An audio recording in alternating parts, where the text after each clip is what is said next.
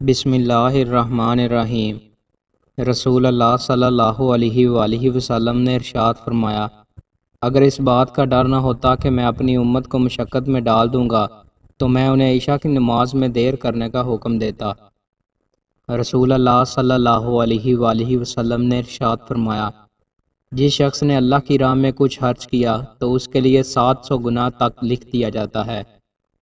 رسول اللہ صلی اللہ علیہ وآلہ وسلم نے ارشاد فرمایا، جہنم کی آگ سے اللہ کی پناہ طلب کرو، عذاب قبر سے اللہ کی پناہ طلب کرو، ظاہری و باطنی فتنوں سے اللہ کی پناہ طلب کرو، دجال کے فتنوں سے اللہ کی پناہ طلب کرو۔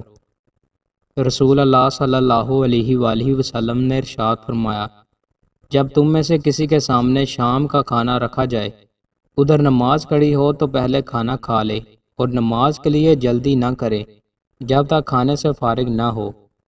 رسول اللہ صلی اللہ علیہ وآلہ وسلم نے ارشاد فرمایا، معافی مانگنے میں کتنی ہی عاجزی کرنی پڑے اس میں اپنی بے عزتی نہ سمجھے۔ رسول اللہ صلی اللہ علیہ وآلہ وسلم نے ارشاد فرمایا، جسے پسند ہو کہ اللہ سے ملے اور اللہ اس پر راضی ہو تو چاہیے کہ مجھ پر درود زیادہ پڑھا کرے۔ رسول اللہ صلی اللہ علیہ وآلہ وسلم نے ارشاد فرمایا، اگر لوگوں کو تنہا سفر کرنے کی ان خرابیوں کا علم ہو جائے جو مجھے معلوم ہیں تو کوئی سوار تنہا ایک رات کا بھی سفر نہ کرے۔